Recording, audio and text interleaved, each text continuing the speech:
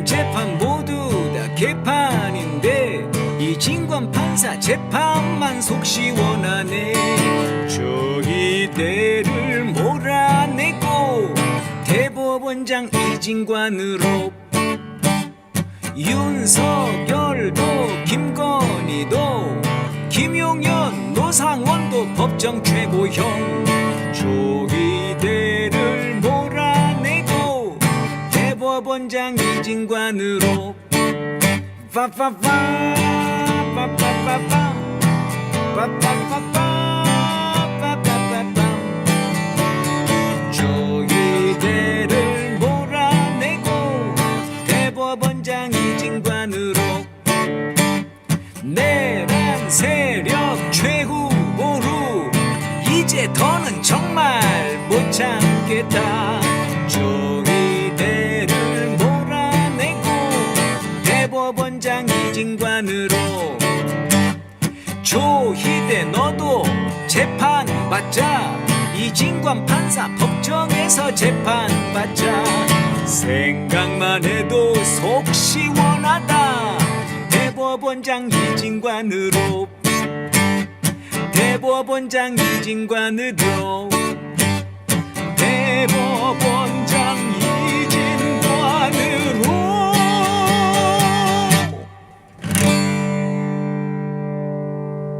조희대 법정 최고형 땅땅땅. 네, 여러분 안녕하십니까? 싸대기 시작하겠습니다. 김태형 선생님 나오셨습니다. 선생님 네, 안녕하십니까? 안녕하십니까? 오늘따라 선생님의 흰머리와 저의 검은 머리가 너무 비교되는 느낌인데요. 네. 요즘은 이제 그 염색 샴푸 안 쓰시는 겁니까? 네. 그게 약간 부작용이 있어가지고요. 피부에 안 좋죠 아무래도. 네네. 뭐가 나고 막 그러더라고요. 그러니까요. 이게 뭐 샴푸가 안 좋다는 말도 있고 요즘 노푸하는 분들도 많더라고요. 뭐 어떤 분들은 아무 이상 없다 그러는데 또 사람마다 다를 수도 있겠습니다. 쓰시는 분들도 괜찮다는 분들도 네, 계시고. 있습니다. 네. 아무튼 예, 저는 젊게 살도록 하겠습니다. 네, 오늘도 의상이 좀 비슷해서 약간 커플룩 같네요. 예, 오늘 그 지금 가장 뜨거운 이슈 중에 하나는 배제고, 예, 고등학교 야구 선수들이 광주 일고 선수들의 그 시합에서 네. 뭐라 그랬더라. 갑자기 기억이 안 나네요. 스타벅스 가야지. 가야지 스타벅스 가야지. 네. 그러면서 이제 뭐 공 던지려고 그러면은 그 광주 일고 선수가 던지려고 그러면은 뭐 탱크데이. 그러니까 이 스타벅스는 이 모르고 한 말이 아니에요 보니까. 알고 했겠죠. 예, 탱크데이의 그 스타벅스. 그 마치 장동혁이가 지난 5월달에 네. 이번 투표장에 스타벅스 들고 가겠다라고 했던 거랑 똑같은 거죠 지금 이게. 그렇죠. 그런 맥락이죠. 이게 지금 고등학생들이 공공연하게 공공 장소에서 이랬다는 게 굉장히 충격적인데 선생님 어떻게 보셨는지. 일단 뭐 스포츠 정신에 비춰봐도 네네. 말도 안 되는 짓을 한 거죠. 그 운동 경기에서 공정하게 승부를 겨뤄야 되지 않습니까? 네네네. 근데 거기서 쉽게 얘기하면 반칙을 쓴 거죠. 상대방의 이제 심리를 교란하려고 하는 그런 식으로 해서 이겼다고 쳐도 그건 정당한 승리라고 볼 수 없죠. 그래서 사실 젊은이들이 또 우파들이 또 우익 성향을 가진 젊은이들 엄청나게 중요하게 생각하는 게 공정 아니에요? 네, 그러네. 그렇죠. 공정에 거의 목숨 걸지 않습니까? 근데 얘들이 한 이 짓은 공정한 경쟁을 파괴하는 거 아닙니까? 이런 점에서 볼 때 얼마나 가식적인가 하는 것도 좀 느껴지고요. 일단은 스포츠를 완전히 오염시켰다. 정치색으로 이런 평가를 할 수밖에 없을 것 같고 또 한 가지는 이제 젊은 세대 이 뭐 야구 선수라서 뭐 딱 그렇다라고 보기도 좀 어려울 것 같아요. 젊은 세대 자체가 심각할 정도로 우익화, 우경화되고 있다. 이걸 보여준 장면인 거 아닌가 싶습니다. 그러니까 지금 나이가 20대 이하로 내려가면 내려갈수록 더 이런 성향이 심하다 그럽니다. 선생님들 얘기를 들어봐도 젊은 아이들, 어린 아이들 사이에서는 민주당 욕하고 노무현 욕하는 게 거의 유행이라는 거죠. 노무현 전 대통령 모욕하고 그게 하나의 놀이처럼 소비되고 있다 이런 얘기를 하시거든요. 그러다 보니까 이 친구들은 자연스럽게 이런 행동을 했을 것이다라는 생각이 들거든요. 이제 그런 점에서 충격적이고 또 한 가지는 이게 사실상 지역 감정을 강력하게 조장하는 행위이기도 하죠. 이제 그런 여러 가지 면에서 한국 사회 경쟁을 울리는 또 하나의 사건이 발생했다 이렇게 그러니까요. 얘기할 수 있을 것 같아요. 예. 그러니까 지난 5월달에 그 스타벅스에서 탱크데이를 냈을 때만 해도 네. 이게 진짜 큰 일이다 이랬는데 이게 이제 이번에 배제고의 이 응원. 일배적인 응원, 극우 응원이죠. 네. 이걸로 인해 가지고 얼마나 이게 지금 그 고등학생들한테 청소년들한테 얼마나 이게 지금 노출돼 있는지 네. 심각한지를 보여준 것 같습니다. 맞습니다. 근데 아까 말씀하신 것처럼 예를 들면 이번에 지금 월드컵 하고 있습니다만 월드컵에서는 말하자면 전쟁하는 나라들끼리도 네. 축구하는 거 아니겠습니까? 그렇죠. 네네. 그리고 그때 그 월드컵 경기 하는데 네. 예를 들어 한국이 네. 응원단이 일본한테 군국주의 문제 네. 또는 네. 정신대 문제 네. 이런 걸 가지고 전 그 응원단에서 응원을 한다 그러면 국제적으로 얼마나 많은 지탄을 받겠어요. 일본은 그렇게 합니다. 일본은 그럴 수 일본이 있지만, 그 월드컵 경기장에 꼭 그 전범기, 우길기, 지들이 우길기라고 하죠. 네. 우길기라고 우기는데 네. 전범기죠 사실은. 전범기, 예. 그 전범기를 들고 들어가요 계속. 그렇죠. 그래서 이거를 안 된다. 이거는 학살기인데 전쟁 범죄 깃발인데 지금 그렇게 하고 있거든요. 맞습니다. 근데 그놈들이 이걸 통해서 이제 일반화시키려고 하는 거죠. 지들이 이제 그런 거를. 그러니까 일본은 그렇게 하는데. 그런 정도도 문제가 되는데. 그렇죠. 그 정도도 문제가 되는데. 거기서 만약에 선수들이 과거에 있었던 일 혹은 뭐 현재 쟁점이 되는 문제 상대방을 자극할 수 있는 내용 이런 걸 가지고 공격한다면 그거는 스포츠 정신에 완전 위배되는 거 아니겠습니까? 그러니까 관람석에서 하는 것도 문제가 되는데 선수들이 했다. 이거 선수들이 했던 게 더 문제죠. 근데 이게 보니까 이번만은 아니었더라고요.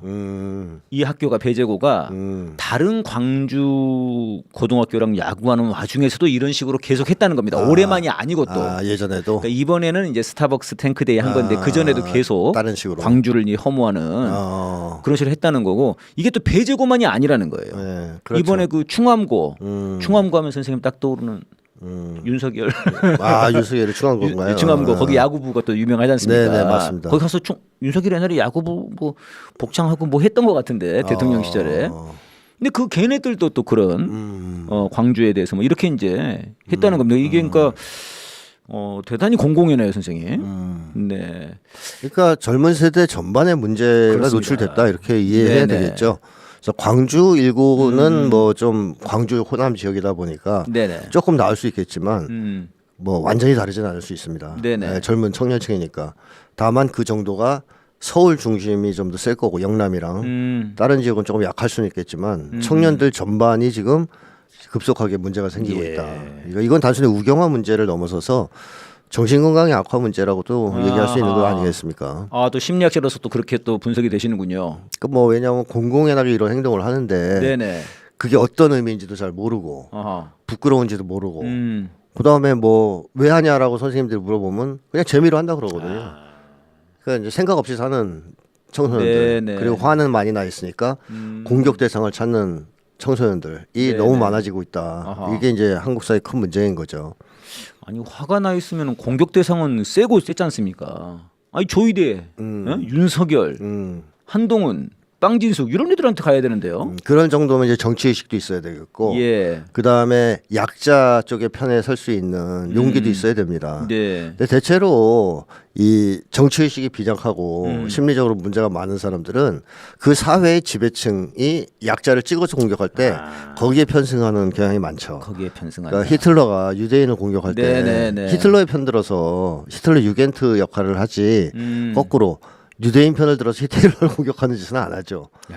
그러니까 항상 그 사회의 지배 세력, 지배층에 이제 민감하게 반응하면서 거의 쫓아다니면서 그러니까 꼭 그 세력을 지지하는 것도 아니에요. 네. 안전하지 않습니까? 그런 놀이는. 안전하다. 네, 노무현 전 대통령을 까는 놀이는 한국에서 안전하다고 느끼는 거죠. 뒤집어서 얘기하면 뭐 반대. 예를 들어서 뭐 전두환이나 이런 사람들을 깐다. 뭐 요즘에는 좀 까도 되겠네. 윤석열을 깐다. 이게 윤석열 시대 안전하다고 느꼈을까요? 아니죠. 그렇지 않죠. 그래서 이 청소년들이 이 혐오 대상, 공격 대상은 항상 이 한국 사회에서 약자로 치부되는 세력이나 집단이 된 겁니다. 예, 지금 이제 이러면서 이제 왜 이런 일이 발생했나. 그래서 이제 학생들만의 잘못이냐, 아니면 학교 전체 잘못이냐, 뭐 이런 게 지금 어제 오늘 많이 의논이 되고 있습니다. 제가 보기에는 굉장히 좋은 논의 같아요. 네. 좋은 논의 같은데 총동창회에서는 이거는 학교 전체 문제고 교장 물러나라 이렇게 얘기를 했더라고요. 그런 게 있고 또 이제 오늘 뭐 많은 분들은 학생들도 처벌해야 된다 이거는 이거 그냥 눈 감아주면 안 된다 이런 얘기까지 나오고요. 근데 일단은 그 학교 분위기가 네. 거기가 뭐 이제 이승만 나온 학교라더라고요. 근데 이승만만 나온 건 아닙니다, 선생님. 애국자들도 많이 나왔어요. 네. 여운형 선생도 거기 학교 출신이에요. 네. 근데 이제 이승만 동상을 세워놓고 네. 그 다음에 그 리박 스쿨에서 하는 뭐 이승만을 찬양하는 그런 책 같은 것들이 엄청나게 많이 있다는 겁니다. 거기에. 네. 그러니까 학교 분위기가 그렇다는 거예요. 학교 분위기가 이승만을 뭐 건국 대통령이라고 딱 써놨다더라고요. 네. 그러면 당연히 학생들도 그렇게 되는 거 아닙니까? 그 영향을 크게 받겠죠. 크게 받겠죠. 근데 사실 그런 게 없어도 네네. 선생님들 말을 들어보면 통제를 못 한대요. 그런 게 없어도 그 흐름을 통제를 못 하겠다는 거예요. 청소년들이 그렇게 하고선 네네. 우경화 놀이, 예. 혐오 놀이를 하는 거를 통제하기가 너무 힘들다. 예. 이런 얘기들을 하시는데 거기에 학교에서 그렇게까지 조장까지 한다면 그러니까요. 더 힘받아서 일반화 되겠죠. 그런 분위기가. 이건 처벌도 받지 않고 우리가 네, 오히려 칭찬받을 수 있는 거 칭찬받을 수 아닙니까? 있는 거다. 네. 이승만 동상 저분 뜻을 따라서 하는 건데 그렇죠. 이렇게 되는 거 아니겠습니까? 맞습니다. 예, 아니 그래서 이제 그 지난 저 지방선거 때 이제 광주구 보궐선거로 나온 우리 촛불행동 그 대표 하신 우리 이제 구봉기 소장께서 이제 그때 공약 중에 하나로 그런 걸 내세운 적이 있습니다. 이제 5.18 지금 특별법이 있지 않습니까? 이것 때문에도 사실 많이 줄긴 했습니다. 근데 이거는 이제 왜곡, 허위 사실에 대한 처벌이거든요. 근데 이게 모욕에 대한 처벌은 없어요. 네. 그러니까 이제 모욕에 대해서 처벌할 수 있어야 된다. 그래야 이 스타벅스랄지 지금 이런 부분들도 처벌할 수 있는 거다. 사실 이건 국회에서 빨리 법을 좀 통과를 시켰으면 좋겠는데요. 네. 뭐 그것도 뭐 당연히 필요하겠지만 예. 그것만으로 제어할 수 없는 지경에 이르렀다고 저는 판단합니다. 그거 어떻게 됩니까, 선생님?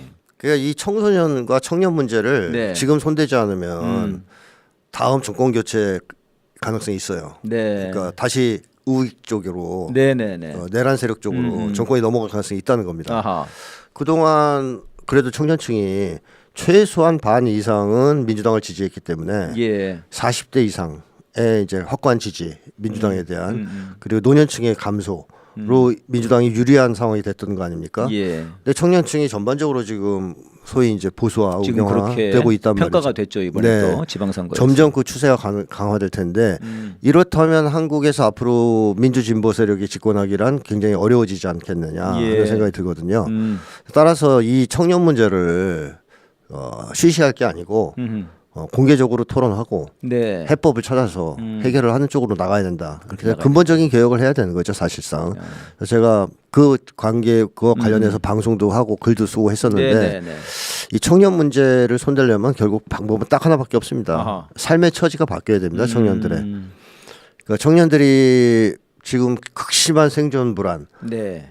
서열 경쟁으로 인한 어떤 존중 불안에 시달리고 있는데 이런 상황이 지속되는 한 어떤 개혁도 청년들한테는 호소력이 없어요. 그 문제가 해결될 때 청년들이 그러면 우리가 저쪽을 지지할 게 아니라 이쪽을 지지해야 되겠다라는 식으로 네네. 생각을 바꿀 수 있는 거 아니겠습니까? 그래서 그런 쪽으로의 근본적인 개혁에 착수해야 된다. 네. 이런 말씀을 드리고 싶습니다.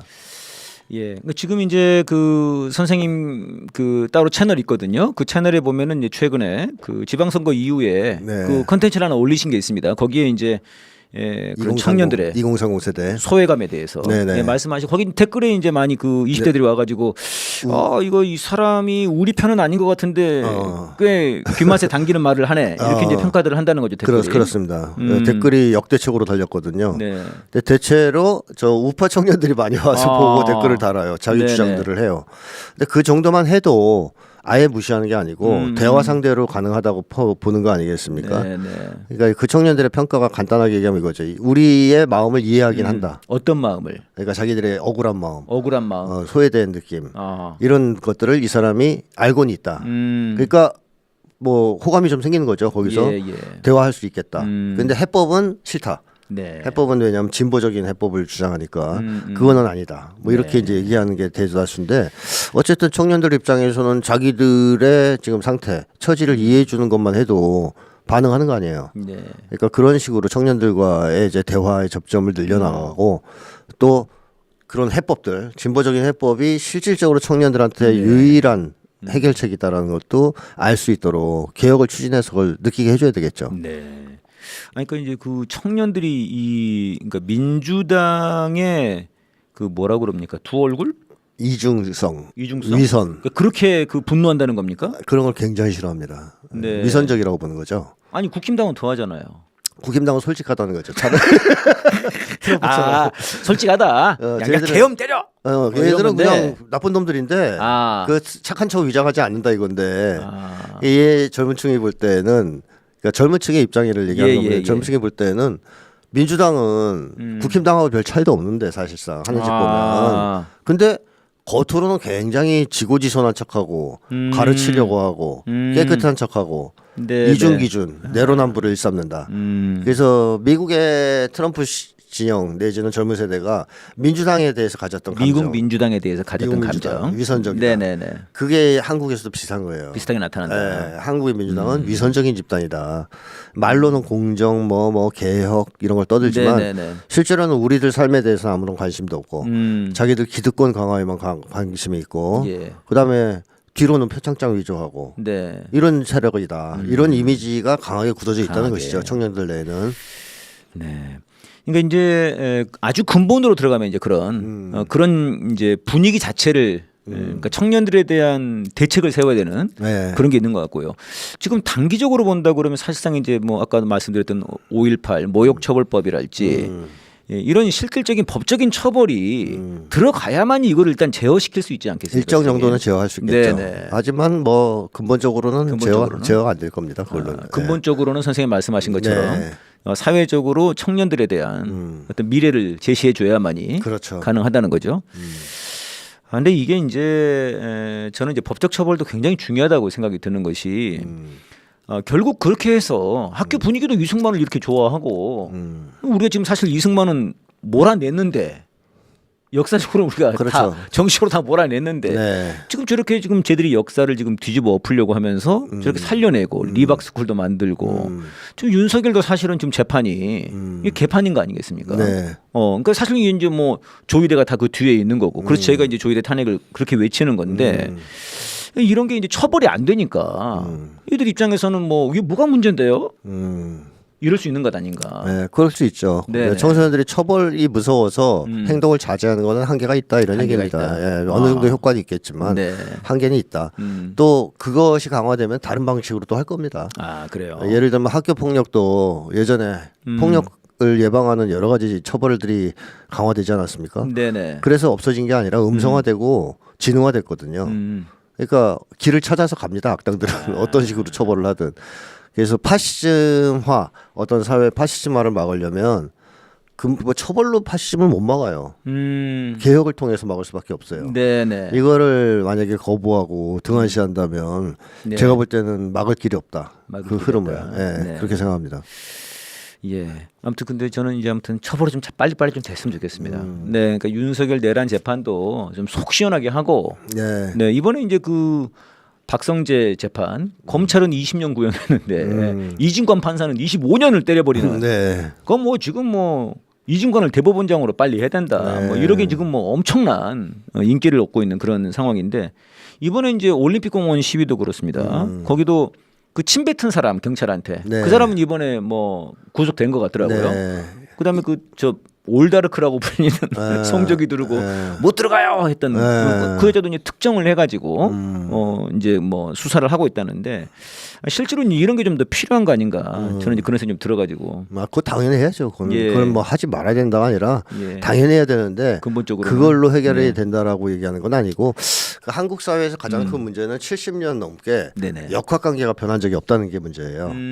힘 관계가. 네. 그러니까 극우 내란 세력이 한국의 지배층을 형성하고 기득권층을 형성하고 강고하게 지배해 오지 않았습니까? 그래서 민주 세력으로의 정권 교체가 몇 번 있었지만 네. 이 구조가 해체된 적은 없어요.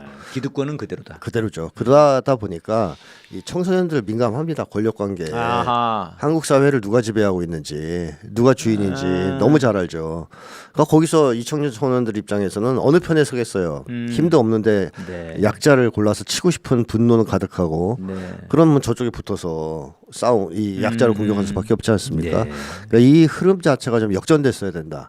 이번에 지방선거에서 예를 들면 전멸했다든가 국힘이 그래서 그야말로 이제 끝났구나. 내란 종식 선거가 됐다. 네네네. 그럼 이제 끝났구나.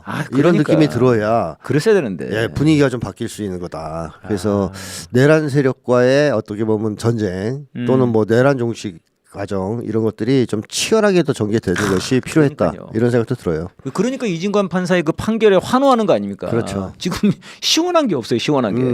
뭐 그렇지 않아도 월드컵도 지금 시원치 않은데. 네. 아니 그래 요즘 그 선생님 뭐 드라마들 보십니까? 요즘 이제 뭐 촉법 소년들 얘기가 많이 나와요. 네. 참교육은 봤습니다. 참교육도 그렇고 뭐 또 김 부장인가? 네. 거기에서도 거의 뭐 비슷해요. 나는 촉법이다. 그래서 범죄를 저질러도 된다. 뭐 이거를 이제 법적 처리가 안 되니까 네. 이제 폭력으로 해결하는데 이제 거기에 이제 짜릿함을 느끼는 그런 이제 영화들인데 이제 사실 이제 이 청소년들 문제 아니겠습니까 이것도. 그렇죠. 근데 전에 학폭 얘기할 때 선생님도 그 말씀을 하셨던 것 같은데 이거 그때 그 얘기구나. 윤석열 때 무슨 뭐 교육비서관인가? 그놈이 뭐 그 자식이 학교 폭력을 냈는데 네. 걔가 우리 아빠 검찰인데 검사인데 이렇게 얘기를 했던. 네. 그러니까 실제로 사회적 권력 관계가 학교에서 권력 관계로 되는. 맞습니다. 네네.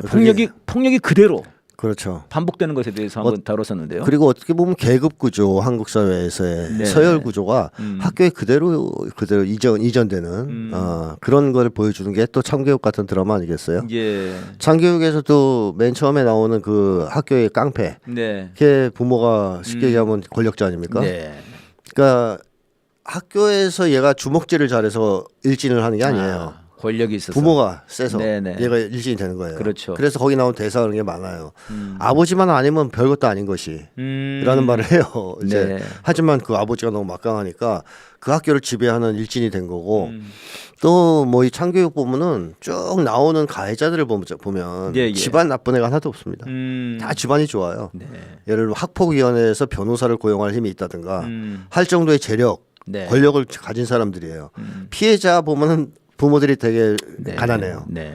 그러니까 이 한국 계급적 관계가 사회의 있는 계급적 거군요. 관계가 뭐 이 학교에 그대로 그대로 반영이 된다는 들어가서 거죠. 네. 학교를 망쳐놨다 이렇게 볼 수 있는데 과거에는 이게 완전히 동일시가 안 되고 좀 차단된 측면이 있었습니다. 그러니까 사회의 권력 구조가 학교까지는 지배하지 예, 못하는 예. 왜냐 학교 공동체가 살아 있었을 때니까 그래서 그때는 그 권력자의 아들이다 딸이다 이래서 학교를 지배하지 못했어요. 예. 오히려 그런 애들이 친구들 눈치 보면서 조심하고 그랬거든요.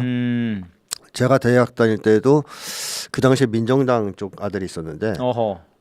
뭐 이제 예를 들면 오적이다 이렇게 해서 뭐 화형식 당하는 학교에서? 아버지 아들인데 네. 굉장히 괴로워했습니다. 아. 그러면서 우리 아버지 지금 이렇게 한 거냐? 뭐 이렇게 물어보기도 하고 저한테 뭐 햄버거도 사주면서 이런저런 얘기도 하고 힘든 거죠 학교 생활하기가. 네네. 그래서 결국 유학 갔는데요. 그 친구는 착했어요 기본적으로. 예, 제가 경험해본 바로는. 아빠는 악마였는데 그 아, 자식은 예. 좀 착해네 아직까지는. 그렇죠. 그러니까 그 당시에 악당들은 그래도 자식을 완전히 망칠 정도까지는 아니었다는 거예요. 어느 정도는. 그런데 그렇게 지금은. 얼굴을 못 들고 막 힘들어하고 친구들 속에서 이런 삶을 살았지 않습니까? 예, 학창에서. 그런데 지금은 아닌 거예요.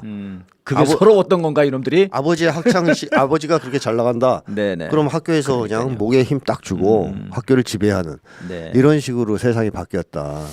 그래서 한국의 어린 학생들 청소년기 때부터 그거를 느끼면서 자라는 거죠. 네. 한국 사회의 모순, 네. 권력 구조 이걸 느끼면서 자라는 거죠. 그러니까 누구한테 붙어서 누구를 공격해야 될지 그러니까요. 가장 잘 알지 않겠습니까? 그 선생님 그렇게 생각하면 사실 이게 이제 너무 그 고착화된 고질적인 네. 그런 거기 때문에 이걸 바꾼다. 사실 이제 그 드라마에서는 안 되니까. 그렇죠. 글로리도 마찬가지고요. 네. 뭐 사회가 해결을 안 해주니까 네. 개인이 가서 복수를 하는 거 아닙니까? 그렇죠. 힘센 사람이 가서 뭐 군인이 가서 패버리고 교권수호위원회인가 뭐 그런 거 만들어가지고 그런 거지. 그러니까 이제 사실 황당한 거죠. 그렇죠. 비현실적이죠. 근데 뭐 대부분 모든 영화들이 그런 거 아니에요? 네. 그 주먹 센 사람이 가가지고 그냥 네. 그저 권선징악 하는 거 그렇습니다. 이걸 좋아하는 건데 근데 이게 이제 그럼 구조적으로 바꿔야 된다는 건데 이 뭐 아까도 이제 말씀하셨습니다만은 그 젊은 미래 세대에 대한 그런 것도 있지만 이걸로만 갖고는 안 되지 않습니까? 젊은 세대에 대한 미래를 주려면은 이게 정치가 바뀌어야 되는데요. 그렇죠. 정치가 바뀌어야죠. 네. 개혁을 추진하려고 하는 세력, 예. 특히 오징어 게임 폐지를 하려고 하는 세력이 저는 등장해야 된다. 등장해야 된다. 그러니까 청년들의 입장에서 볼 때 국힘당도 그렇고 민주당도 그렇고 오징어 게임 폐지할 생각이 없는 거예요. 자기들을 제일 괴롭게 하는 게 사실 그 오징어 게임인데 그거 폐지에는 관심이 없는 거예요. 그러니까 오징어 게임을 진행하는 것 속에서 자기들한테 유리한 규칙을 정하기 위해서 싸운다고 생각하는 겁니다. 네. 청년들 입장에서는. 국힘당과 민주당이 네. 저렇게 싸우는 이유는 오징어 게임의 규칙을 자기들한테 더 유리하게 하려고. 그러니까 우리는 거기서 어떻게 보면 노골적으로 자기들 이익을 추구하는 국힘당이 더 이제 차라리 낫지. 민주당처럼 뭐 공익을 내세우고 대의를 내세우지만 실질적으로는 자기들한테 유리한 규칙을 제정하려고 하는 세력은 보기 싫다. 꼴도 보기 싫다. 뭐 이런 이제 심리도 있고 그동안 한국 사회에서 역학관계로 봤을 때 역시 약자는 저쪽이다. 공격 대상이다. 이렇게 보는 것도 있고 하면서 청년들이 사실상 오징어 게임은 영원히 지속될 거라는 전제 하에서 게임의 규칙에만 집착하는 상황이 된 거란 말이죠. 그러니까 한국에는 맘다니 같은 사람이 없다는 거 아닙니까? 규칙 자체를 좀 바꾸자고 주장하는 사람. 참 그렇게 후진 미국인데도 맘다니가 나오는데 간혹 나오는 거죠. 국가보안법이 없으니까. 국가보안법이 없으니까. 뭐 그렇다고 뭐 이제 큰 규모의 세력화는 안 돼요. 미국에서도. 뭐 그렇더라고요 보니까. 근데 뭐 예전보다는 증가했다고 해도 간혹 한 번씩 튀어나오는 것은 국가보안법이 없기 때문에 나올 수 있는 건데. 우린 그마저도 안 되는군요. 한국은 그것도 안 되는 거죠.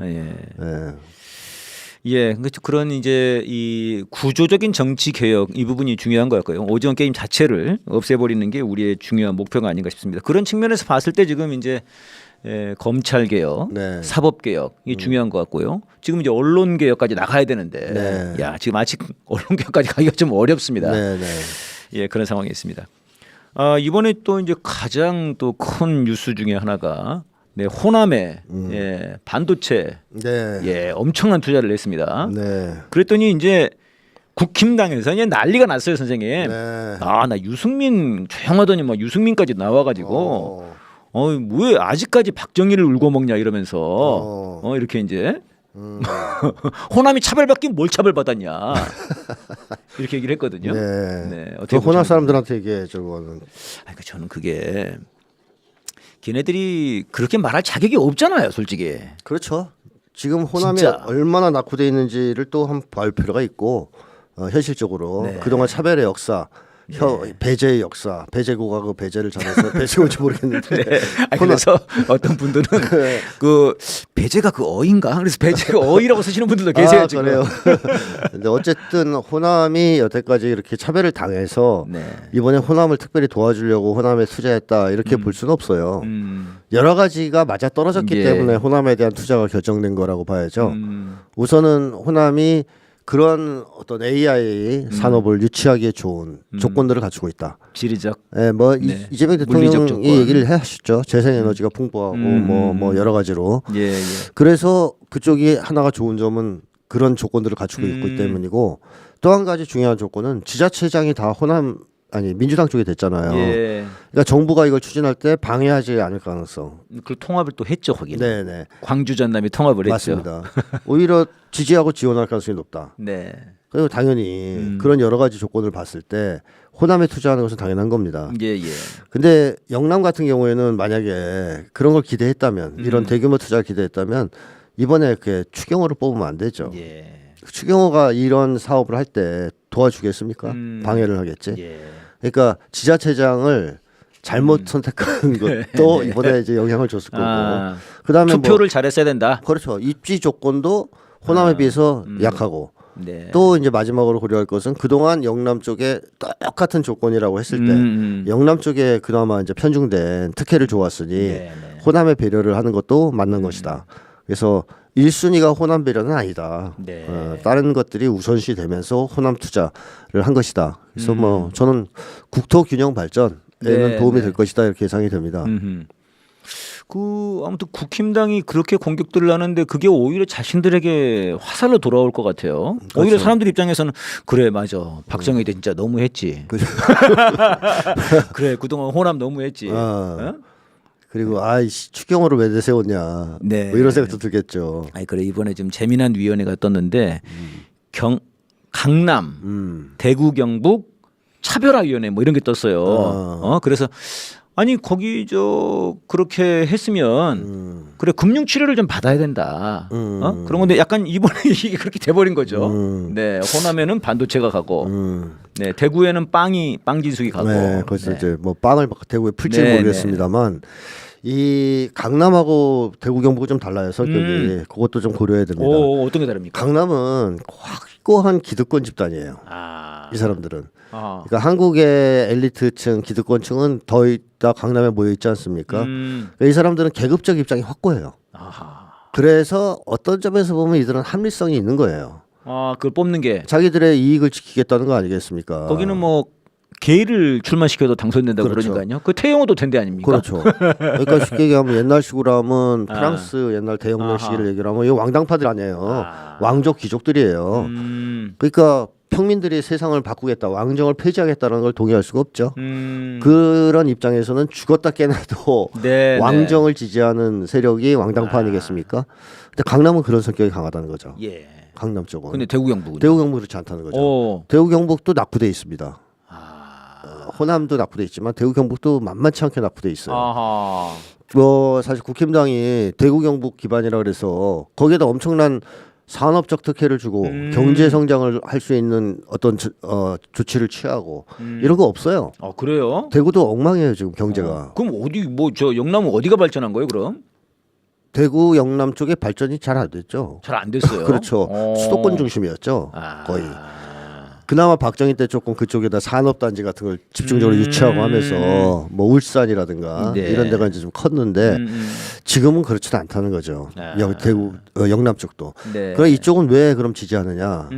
강구한 기득권 때문에 지지하는 게 아니라 네. 공포형 보수라서 지지한다. 제가 계속 얘기하는 거 아닙니까? 그러니까 여기는 계급적 입장에서 지지하는 게 아니라 비합리적으로 공포 때문에 지지하는 거기 때문에 좀 대응이 좀 다를 필요가 있어요. 그러니까 역학관계가 바뀌고 한국 사회에서 내란 세력이 거의 패퇴하고 하면 제일 먼저 탈출할 지역은 강남이 아니에요. 대구 경북이지. 강남은 마지막까지. 네, 공포가 줄어들면 여기는 빨리 빠져나올 수 있는 지역이에요. 오히려. 대구 경북이나 영남 쪽은. 네, 근데 문제는 강남이죠. 네, 강남은 진짜 강고한 기득권의 아성이라고 할 수 있습니다. 그러니까 이제 전에 한번 얘기 선생님이랑 한번 나눈 적이 있네요 보니까. 그러니까 부산이나 대구는 사실상 옛날로 치면은 뭐 대구 같은 경우는 일제 시대나 해방 이후에는 뭐 사회주의의 무슨 뭐 모스크바다. 동방의 모스크바, 뭐 대구가 조선의 모스크바. 그렇게 불렸고요. 대구 안동이 그렇게 불렸죠. 또 부산도 사실은 이제 어떤 4.19 김영삼 때까지만 해도 막 확고부동한 야도였죠. 네, 민주화의 어떤 그런 도시 아니었습니까? 맞습니다. 네, 그러니까 이제 그런 걸 보면 약간 좀 그렇게 다르다는 거군요. 그렇습니다. 야, 그럼 그분들 입장에서는 세상에 우리 편이 됐는데도 우리가 발전을 안 한 거네.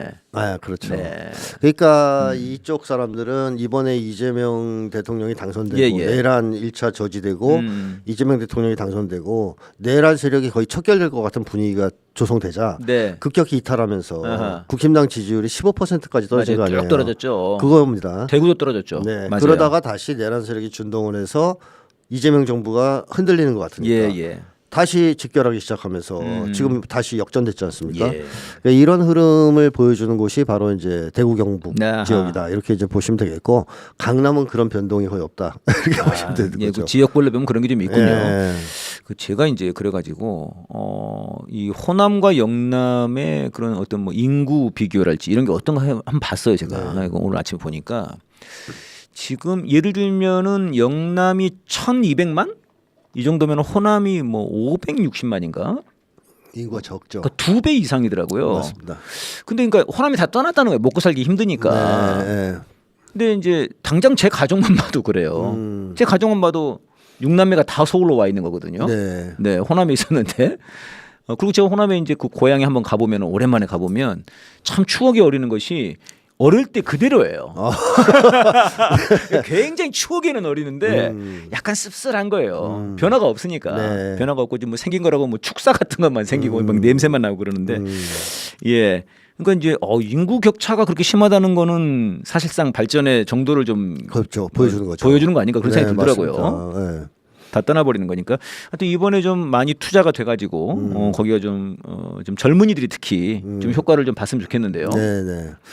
뭐 그리고 장기적으로 이런 투자를 하되 이게 또 한국의 부의 편중을 가져오지 않도록 다른 개혁 조치가 동반돼서 따라와야 되겠죠. 네.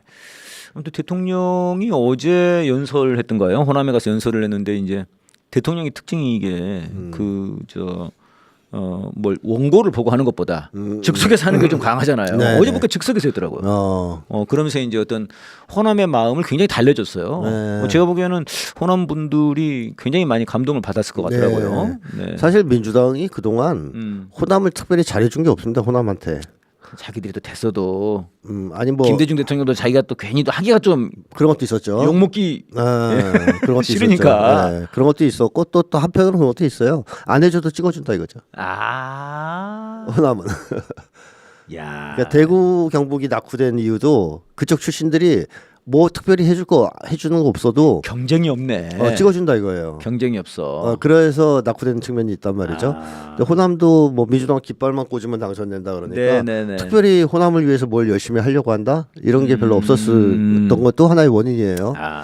그런데 이제 이재명 대통령은 그걸 깨고 과감하게 사실 뭐 과감한 겁니다. 네, 호남 쪽에 대규모 투자를 지금 하는 건데 호남 쪽 사람들이 상당히 좋아하겠죠. 네네. 그동안 우리가 대한민국의 민주주의를 떠받쳐 왔는데 그 얘기를 했어요 대통령이. 예, 딱 그 그렇죠. 얘기를 했습니다. 그런 희생을 감내하면서 그렇습니다. 민주주의를 지켜왔는데 사실 대한민국의 민주주의는 호남이 지켰다고 해도 과언이 아니지 않습니까? 예. 그런데 거기에 대한 보상 같은 건 전혀 없었죠. 네네. 그래서 거기에 대해서 응당하게 평가해주면서 또 보상을 해주는 것이기 때문에 예. 저는 굉장히 중요한 의미가 있다고 봅니다. 야, 근데 이게 선생님 이제 뭐 AI 투자니까 장기적인 투자다. 뭐 이런 거 이제 말할 것도 없는데 사실 규모가 커요. 네. 뭐 1,000조. 네. 뭐 더 크게 하면 뭐 4,700조라는데 이걸 그냥 확 이번에 그냥 투자를 한 거 아닙니까? 야, 이게 돈을 이렇게 확 투자했는데 저는 느낌이 그러더라고요. 이게 미국한테 뜯기기 전에 빨리 우리 한국에 투자하자. 뭔가 그렇게 좀 기업들이랑 협의한 거 아닌가? 뭐 그런 의도라면 정말 좋죠. 아니 그러니까 사실 지금 그 대법원 미국 대법원에서 이거 관세 문제 관련해서 불법이라고 해가지고 약간 좀 정지돼 있긴 합니다만 관세 깎아주는 대신에 그때 3,500달러인가 3,500억 달러 네. 우리 돈으로 뭐 한 470조인가를 걔들이 뜯어갔지 않습니까 트럼프가 네. 계속 투자하기로 뜯어갔다기보다 뜯어가기로 한 거죠. 약속을 했죠. 그래서 그거 관련해서 지금 계획이 지금 미비하다고 미셸 스트리 곧 한국에 들어온답니다. 난리 났죠. 미셸 스트리 이거 제가 가가지고 받아내겠습니다. 이렇게 얘기를 해가지고 지금 오는 거거든요. 맞습니다. 그것도 있었고 또 하나는 이번에 이란 배상금 트럼프가 갑자기 그 한국 기업이 그 저 내줄 거요. 야, 이 나쁜 놈 진짜. 아 그래가지고 이제 이거 저 트럼프한테 뜯기기 전에 빨리 한국에 투자합시다. 투자 이렇게 해놓으면은 미국한테 아니 한국 투자해서 이거 없어요 돈이 더 있어. 이럴 수 있는 거 아닌가? 이런 생각이 좀 들더라고요. 뭐 어쨌든 미국에 대한 투자를 빨리 할 생각은 없는 거죠. 예, 이재명 그렇죠. 정부 입장에서 네네. 시간 질질 끌면서 최대한 적게 하고 그러다가 트럼프 어차피 잘릴 거 아니에요. 네네. 중간 선거 이후에 탄핵될 수도 있고 예. 다음번 정권 교체가 되면 없던 일이 될 수도 있기 때문에 예. 최대한 지연시키겠다 하는 것이 이재명 정부 입장 아닐까 싶기도 합니다. 네, 알겠습니다.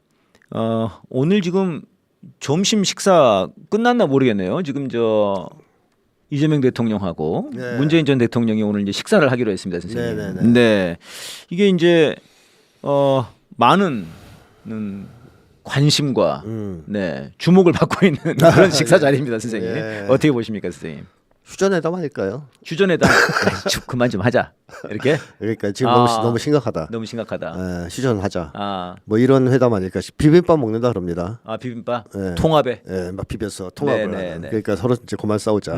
심각하다. 네네. 그래서 이 뭐 너무 상황이 안 좋으니까 휴전을 하자. 이게 대의 때문에 네. 문재인 전 대통령이 요청했을 가능성은 별로 없고 제가 볼 땐 이재명 대통령의 요청이 더 크지 않았을까 싶기도 합니다. 또는 뭐 이제 문재인 전 대통령 측에서도 필요성을 느꼈을 수는 있겠죠. 예. 지금과 같이 치고받고 가다가는 어차피 뭐 민주당에도 안 좋지만 네네. 친문 지정에도 좋지 않다 네. 하는 판단을 했을 가능성이 높아요. 왜냐하면 전당대회에서 정청래 대표가 이길 가능성이 별로 없습니다. 제가 볼 때. 네. 그 친문 쪽도 그렇게 볼 겁니다. 네. 그랬을 때 그때 만약에 계속 밀다가 정청래 대표를 밀다가 지면 타격이 크죠. 네. 그때는 진짜. 그래서 차라리 휴전하고 뭐 어느 정도 네. 서로 주고받을 거를 주고받는 것이 낫지 않겠느냐.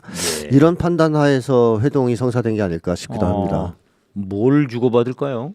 주고받을 게 뭐가 있습니까, 선생님? 뭐 여러 가지가 있을 수 있죠. 아, 그래요? 예, 그 문재인 전 대통령 입장에서도.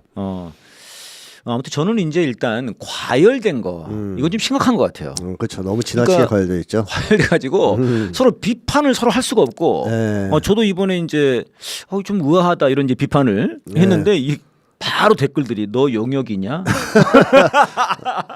바로 이렇게 들어와요. 그러니까 너무 과열됐어요. 그러니까 댓글의 수준이 뭐 예를 들면 이제 백자 선생님이 하신 얘기가 있다. 네네. 그럼 그 얘기를 논리적으로 반박하는 네네. 이게 이런 얘기인데 이건 문제가 있지 않느냐. 예. 그것도 예의를 지켜가면서 이러면 이건 괜찮아요. 그렇죠. 민주주의 발전 토론할 수가 있으니까요. 민주주의 발전을 위해서 건전한 토론을 할 수가 있거든요.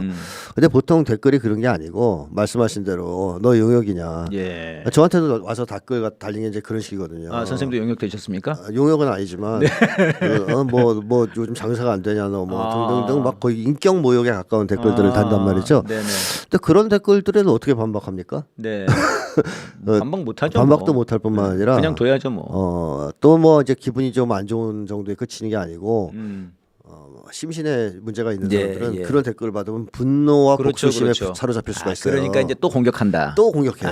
아주 강력하게. 이게 서로 상승작용을 일으키다 보면 상대방의 문제점을 지적해서 고쳐서 같이 가자 이게 아니고 죽여버려야 된다. 저 인간.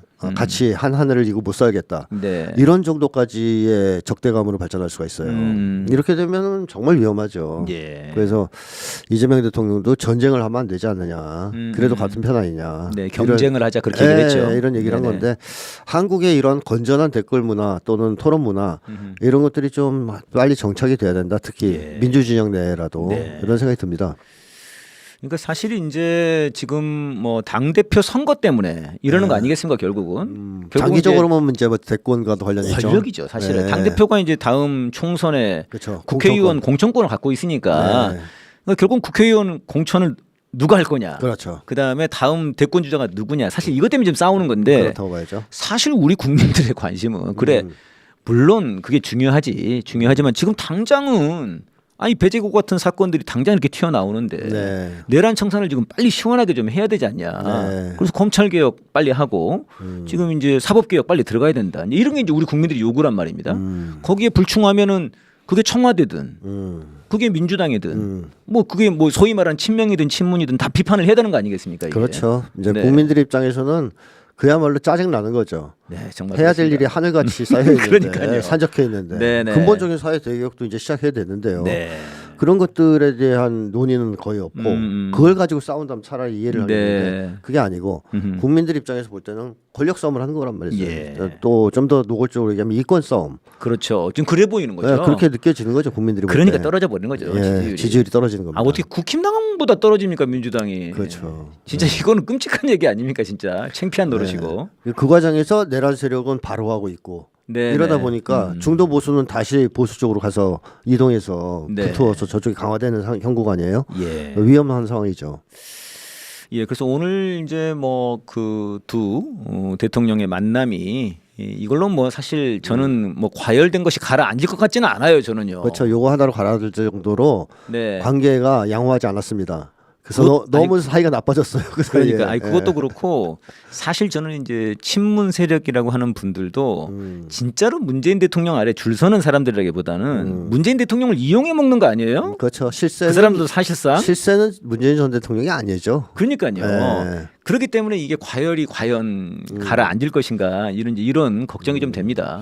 네, 일단은 뭐 회동이 성사됐다라는 것은 친문 핵심들도 이 싸움을 계속 끌고 가는 게 불리하다고 생각했을 가능성이 있다는 거죠. 네. 그래서 일각에서는 뭐 이제 정청래 대표가 사퇴할 가능성이 있다는 설도 나오고 있는 상황입니다. 네. 그러니까 한마디로 뭐 이제 일단은 휴전하자. 이 싸움이 너무 격화돼서 파국으로 치달으면 안 되겠다. 이런 정도에는 인식이 합치했다 이렇게 볼 수 있습니다. 그러니까 이제 뭐 검찰 개혁 문제 가지고 지금까지도 계속 얘기가 되던데 지금 보니까 이제 일단 보안 수사권 폐지로는 정리가 됐다는 거 아닙니까? 네. 그러니까 빨리 이거를 통과를 빨리 시켜버렸으면 좋겠는데 좀 제발 좀 논란을 이제 좀 그만하고 보안 수사권 빨리 통과시켜버리고요. 그리고 이제 조희대 탄핵안을 빨리 통과를 시켰으면 좋겠거든요. 그렇죠. 그런 걸 해야죠. 근데 그런 걸 안 하고 계속 말싸움을 하고 있고 네가 옳았냐 내가 옳았냐 네가 적통이냐 아니냐. 진짜. 네. 여러분 제발 정치인 여러분 적통을 하시려면은 국민들을 섬기는 그런 적통을 하시기 바랍니다. 네, 그래서 이제 갈수록 좀 이 국민 주권 정부인데 지금이 국민 주권 시대라고 하는데 그야말로 국민 주권을 가장 내세우는 그런 좀 입장에 서는 어느 세력이든지 간에 그러지 않으면 사실 이제 몰락하는 거 아니겠습니까? 네. 이쪽이든 저쪽이든 간에. 그게 좀 걱정이고 그래서 광장을 좀 중요시하게 여기고, 촛불을 좀 중요하게 여기고, 촛불을 딛고 대통령이든 뭐 국회의원 다 되신 거니까 촛불과 응원봉을 무시하지 마시고 그렇게 했으면 좋겠습니다. 지금 이번에 어제 우크라이나 외교부 장관이 한국에 왔어요, 선생님. 네, 회담했죠. 그래서 조현 외교부 장관을 만났습니다. 네네. 그래서 나온 얘기 중에 이제 어떤 얘기들이 나왔는지 모르겠어요. 이제 뭐 파병 얘기가 나왔는지 뭐 이제 그 모르겠는데 일단 우크라 장관이 왔다는 것 자체가 사실 의아해요, 저는. 그 자체가 전 좋지 않다고 생각해요. 아주 좋지 않다고 봅니다. 네, 지난 시간에도 것 자체가 지난 시간에도 선생님이랑 말씀 나눴지만 이거는 전쟁 회담이거든요. 네. 근데 이제 우리가 가장 우려했던 북한군 포로라고 하는 소위 이게 실제 북한군 포로인지도 모릅니다. 그렇죠. 알 수 없습니다.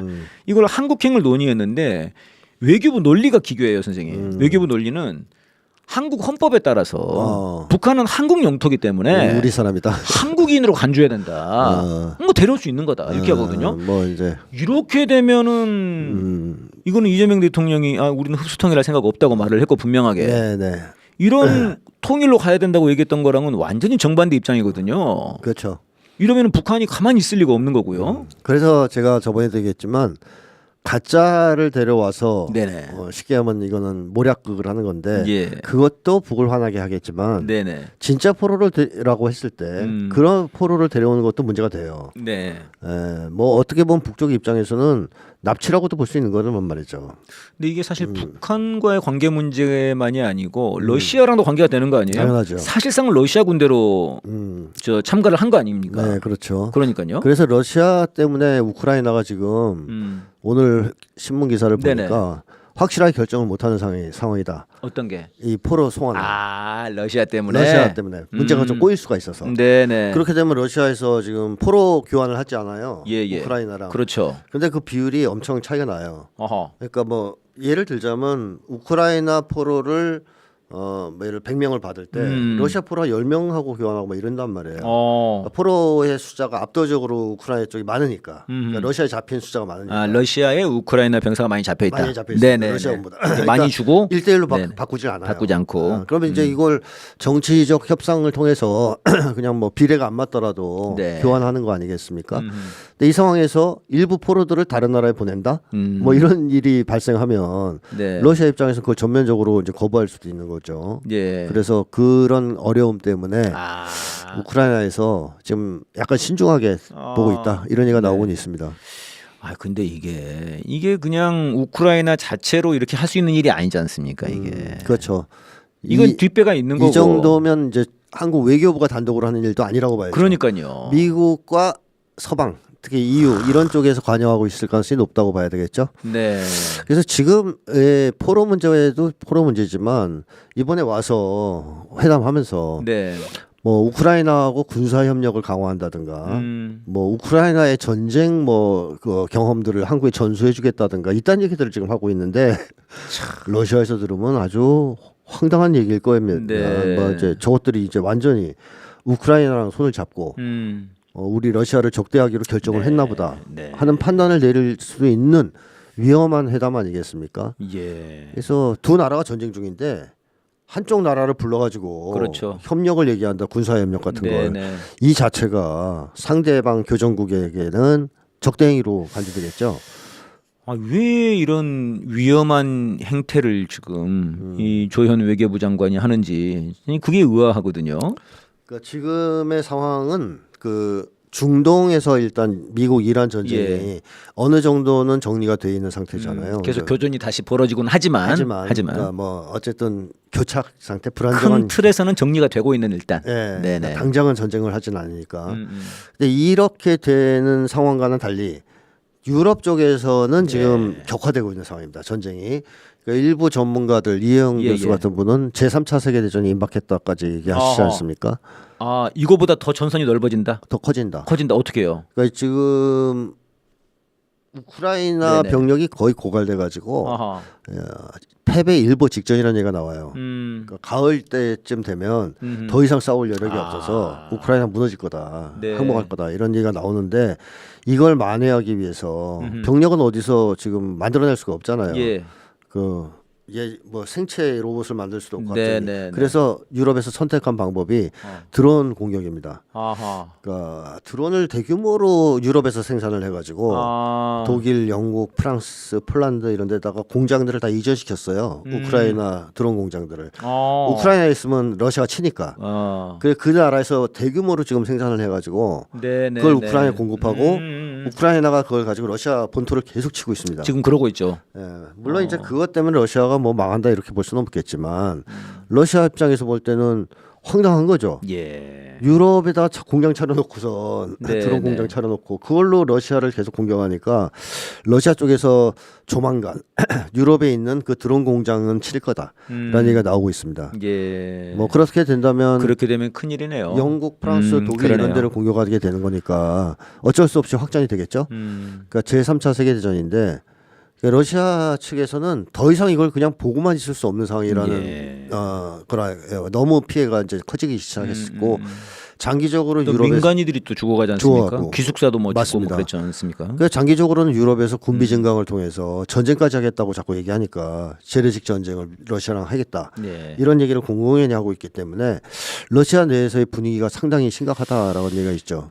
그러니까요. 지금 이제 뭐 푸틴 대통령도 뭐 서방이 아무리 우리를 그래봐야 서방이 다 패배했다는 이렇게 얘기를 하거든요. 네네. 근데 제가 궁금한 거는 아니 EU 사람들이 이유 없이 왜 그러냐 이런 건데요. EU 사람들이 왜 저렇게 이 우크라이나 러시아 전쟁에 네. 사실 이 미국이 일으킨 전쟁이고 네. 미국 러시아 전쟁인데 네. 이제는 뭐 지들이 네. 저렇게 막 대가리를 쳐박고 길을 쓰고 하려고 하는데 이게 잘 이해가 안 돼요. 그러니까 유럽의 지배층이 네. 이 전쟁을 하지 않으면 네. 살아남기가 힘든 상황입니다. 왜요? 국민들이 싫어하니까. 그러니까 경제 위기 이런 게 엄청나거든요. 유럽이 지금. 아니 사실 이 전쟁 때문에 그렇게 된 거잖아요. 그렇죠. 근데 거기서 이제 미국은 발을 뺐잖아요. 발을 뺐는데 빼고 나니까 미국하고 싸워야지 그러면은. 그러면 이제 거기서 전쟁을 그만두고 그만둬야죠. 러시아랑 화해를 하면 그러니까. 얘들은 다 날아가는 거예요.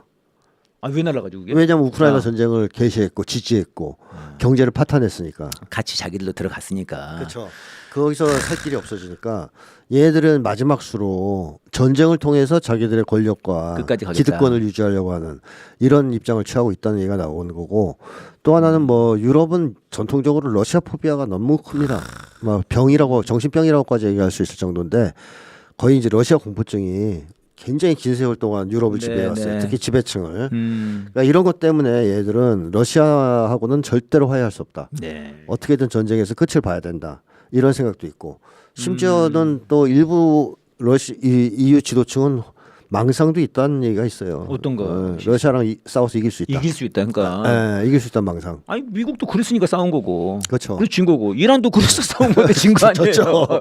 그 미국은 지금 완전히 몰락하고 있는데. 네. 아니 저는 정말 유럽이 답답한 게 그 독일도 지금 마찬가지지 않습니까? 네. 독일이 지금 일본이랑 둘이서 지금 거의 궁극주의 길로. 궁극주의에 완전히 지금 양대 쌍두마차가 지금 되고 있지 않습니까? 네, 네.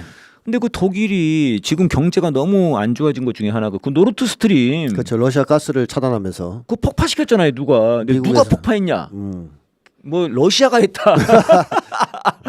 알고 봤더니 결국 그 미국이 한 거고 누가 봐도 미국이 한 건데. 밝혀졌습니다. 미국이 한 거로. 그리고 우크라이나 전쟁 통해서 이게 뭐 가스 다 막혀버리고 경제 안 되고 그러면서 미국 거 사서 하고 지금 유럽이 난리랍니다, 선생님. 이게 지금 더위가 닥쳐가지고 지금 뭐 1,000명 이상이 죽었는데 네. 그것이 문제, 그러니까 기후만의 문제가 아니고 에어컨을 틀 수가 없대요. 지금 막 완전 경기가 막 전기가 없고. 네네. 프랑스는 뭐 IMF 구제금융을 받을 위험도 있다는 얘기가 나올 정도예요. 아니 근데 바보 같은 것들이 이 전쟁 때문에 그렇게 된 거 아니에요, 사실은. 그렇죠. 근데 이거를 계속 그 수렁에서 못 태어나온다. 예.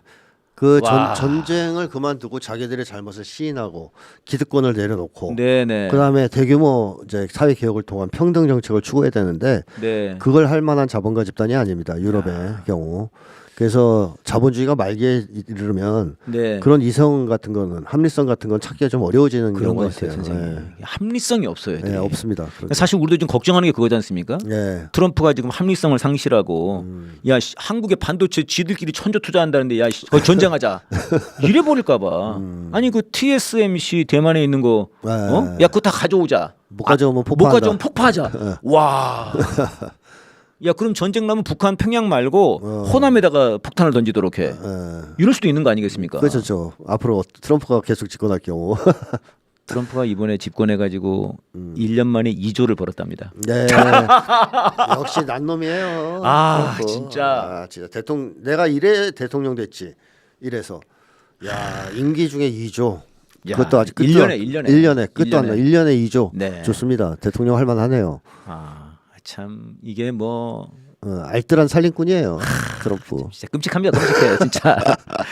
예. 아무튼 이제 이게 있었고요. 또 하나는 뭐가 있었냐면은 이게 한일 국방장관이 이틀 전에 열렸어요. 그러니까 이제 30날이 우크라랑 만났고 외교부 장관들이 28일 날은 이제 한일 국방장관들이 만났습니다. 네.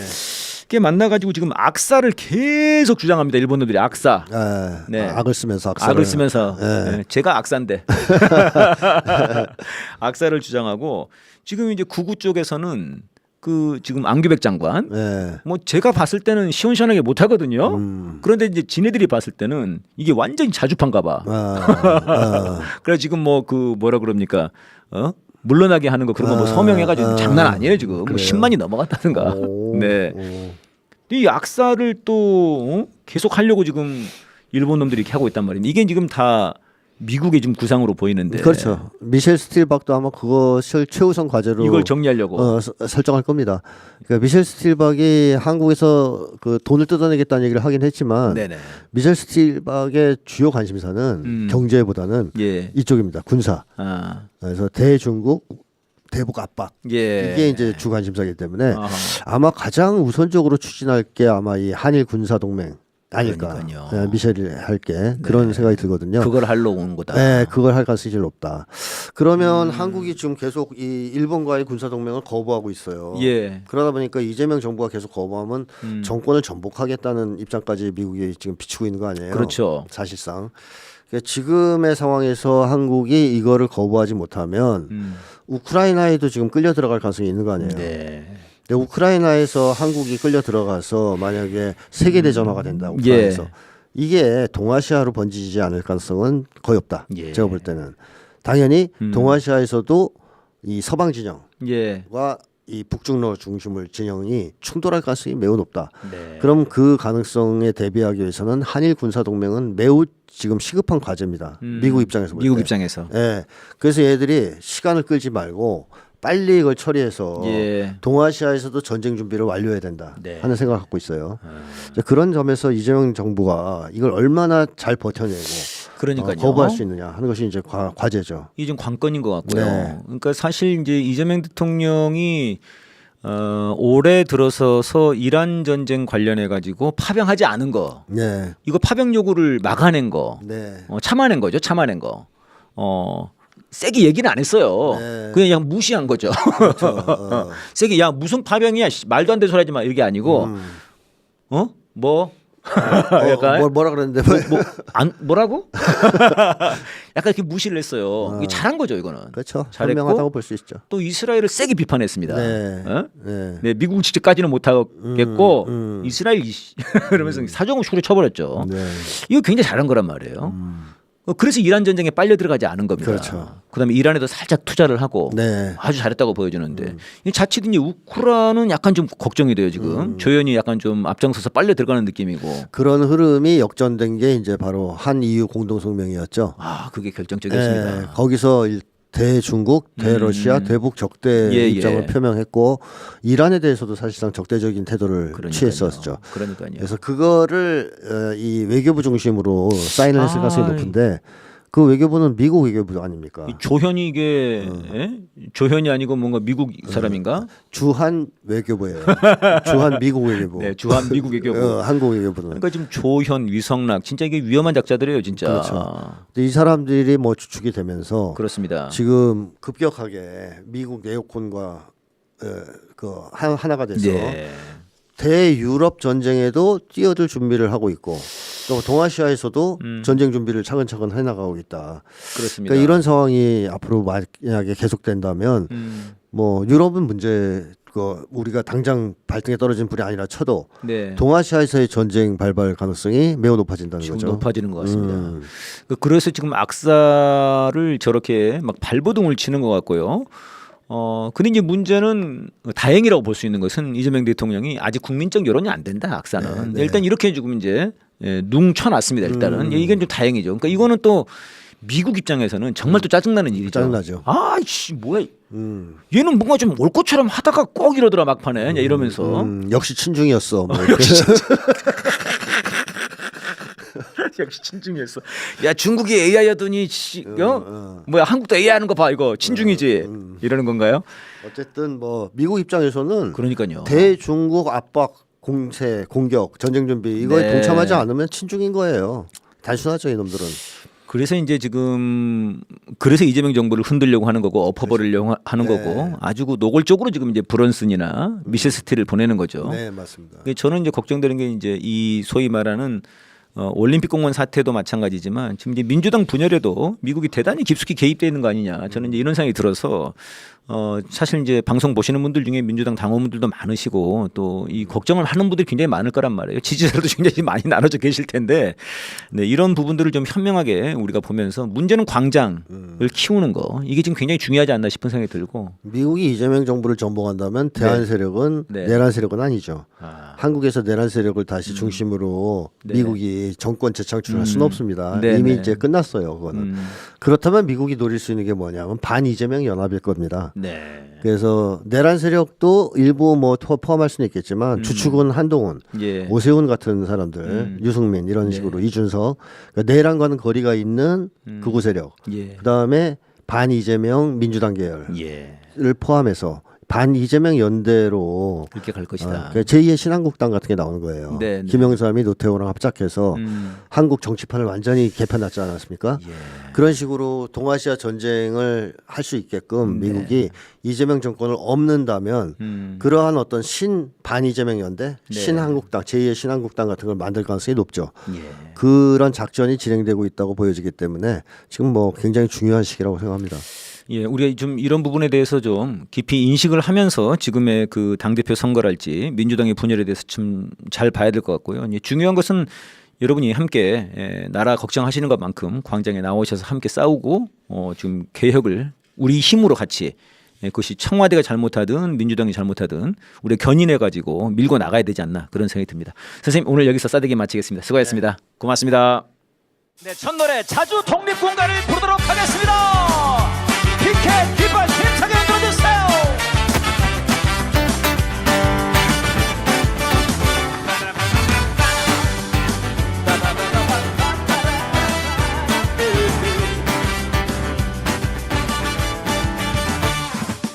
갈 때까지 때까지 가버린 미국 놈들이 윤석열 김건희 실패하니 직접 나섰네. 브런슨과 미셸 스틸 앞장 세워서 이 나라를 또다시 위험에 빠뜨리네. 하지만 우리는 대란을 물리친 국민, 위대한 촛불 국민.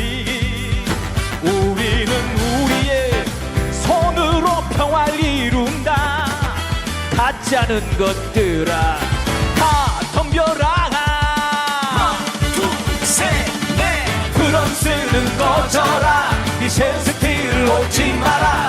여기는 우리의 나라, 촛불의 나라다. 주한미군 꺼져라. 전작권은 내놔라. 우리는 자주 독립군 끝까지 싸운다. 이긴다. 우! 이긴다. 예! 갈 때까지 가버린 미국 놈들이 윤석열 김건희 실패하니 직접 나섰네. 브런슨과 미셸 스틸 앞장 세워서 이 나라를 또다시 위험에 빠뜨리네. 하지만 우리는 대란을 물리친 국민, 위대한 촛불 국민. 우리는 우리의 손으로 평화를 이룬다. 가짜는 것들아 다 덤벼라. 브런스는 꺼져라. 미셸 스틸 오지 마라. 여기는 우리의 나라, 촛불의 나라다. 주한미군 꺼져라. 전작권은 내놔라. 우리는 자주 독립군 끝까지 싸운다. 브런스는 꺼져라. 미셸 스틸 오지 마라. 여기는 우리의 나라, 촛불의 나라다. 주한미군 꺼져라. 전작권은 내놔라. 우리는 자주 독립군 끝까지 싸운다. 이긴다. 이긴다. 이긴다. 이긴다. 촛불이 이긴다.